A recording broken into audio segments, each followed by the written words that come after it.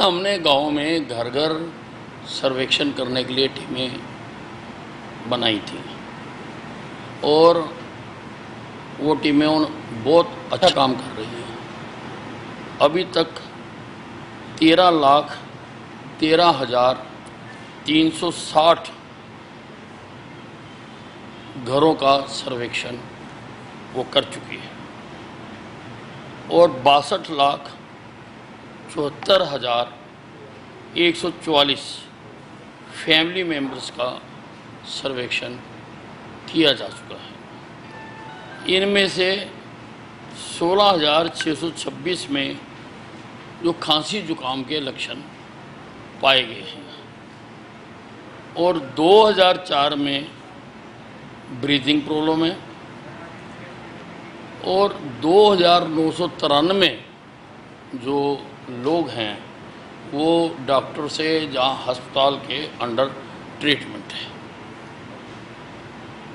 तो सर, जिस तरह से पॉजिटिव केस कितने आ रहे हैं वो उनका भी कोई आंकड़ा निकल कर के आया है? बेड का क्या?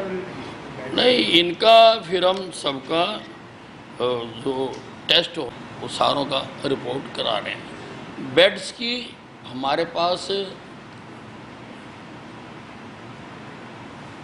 अच्छी उपलब्धता है। नॉन ऑक्सीजन बेड्स जो टोटल हमारे पास हरियाणा में है वो हैं 13,837।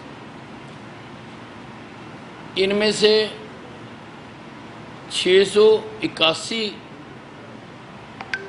जो बेड्स हैं 681 वो भरे हुए हैं और 13,156 बेड्स नॉन ऑक्सीजन बेड्स हमारे पास आज की तारीख में खाली हैं। अगर हम बात करें ऑक्सीजन बेड्स की तो टोटल जो हमारे पास ऑक्सीजन बेड्स हैं हरियाणा में वो है 14,425।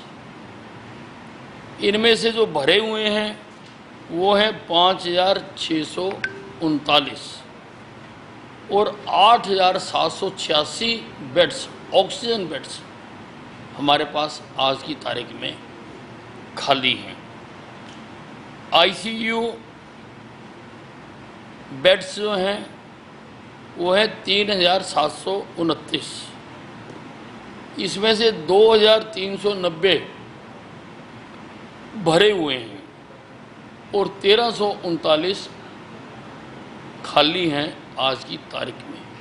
अगर मैं बात करूं वेंटिलेटर्स की, क्योंकि हमने इस बार उन पर काफ़ी जोर दिया और कोशिश की कि सब जगह पर वेंटिलेटर्स की व्यवस्था की जाए, तो 1,676 फुली फंक्शनल वेंटिलेटर्स हमारे पास हैं, जिसमें से 1,240 भरे हुए हैं और 436 वेंटिलेटर्स आज की तारीख में खाली हैं।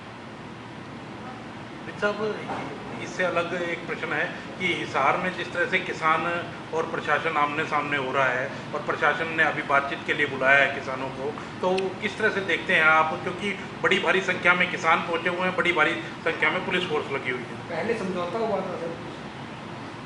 देखिए, वार्ता चल रही है और हमें उम्मीद है कि उसके नतीजे अच्छे निकलेंगे।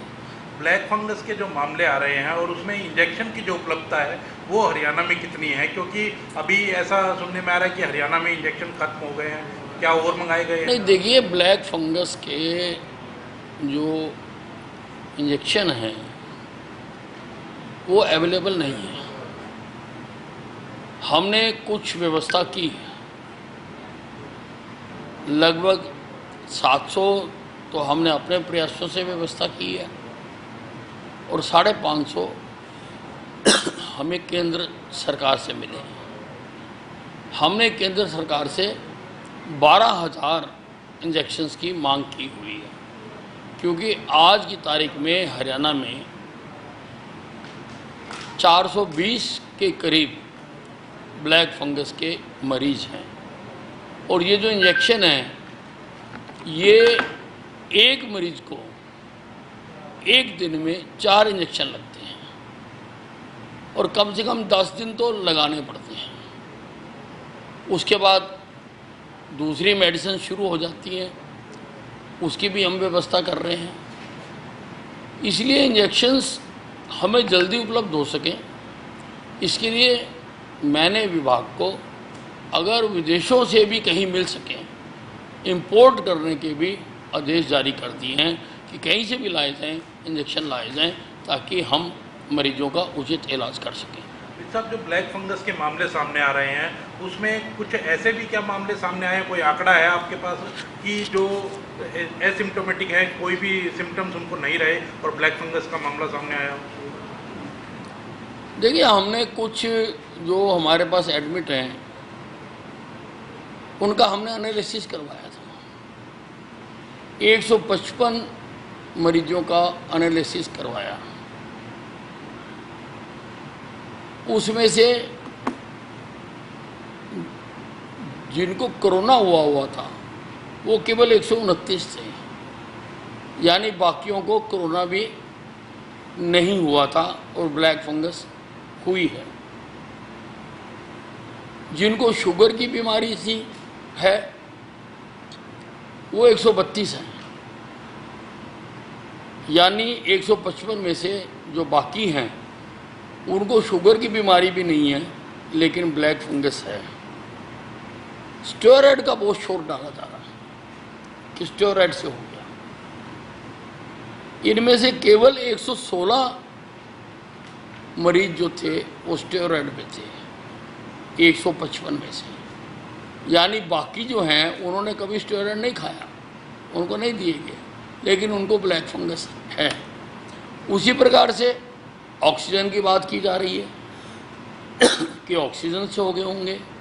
इन 155 मरीजों में से केवल 59 मरीज ऑक्सीजन पर थे, बाकी तो ऑक्सीजन पर नहीं थे लेकिन उनको ब्लैक फंगस हुआ।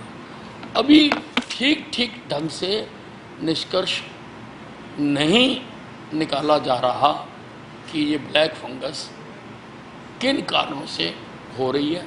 हमारे वैज्ञानिक लगे हुए हैं पूरी तरह से और इसका हल निकालेंगे। हम जो इसका इंजेक्शन है उसके अतिरिक्त जो अल्टरनेटिव मेडिसिन हो सकती हैं उसकी भी खोज कर रहे हैं। उसके लिए हमने बाकायदा एक बोर्ड बनाया है पीजीआई में कि वो हमें सुझाएं कि अल्टरनेटिव मेडिसिन कौन सी हो सकती हैं ताकि मरीजों का इलाज किया जा सके। तो आपकी रिसर्च में ये आया कि 155 में से 23 मरीज ऐसे हैं जिनके कोई सिम्टम नहीं था। अब जो तथाकथित बातें कही जा रही हैं कि जिन कारणों से ये ब्लैक फंगस हो रही है, तो 155 में से 23 तो ऐसे हैं जिनमें ऐसा एक भी कारण नहीं है। एक भी साहब, जिस तरह से लॉकडाउन जो बढ़ाया गया है उसमें दुकानों को खोलने का समय 7 बजे से 12 बजे तक रखा गया है, क्या लगता है आपको ये उचित समय है? क्योंकि 7 बजे तो लोग सो के भी नहीं उठते। देखिए, ऐसा है, अभी जो हमारी पॉजिटिविटी दर है वो 9% है और जानकार कहते हैं कि जब तक पॉजिटिविटी दर 5% से नीचे ना आ जाए तब तक ज़्यादा ढील दी नहीं जा सकती। ये तो हमने लोगों की मांग को देखते हुए कुछ समय के लिए दुकानें खोलने का इजाज़त दी है।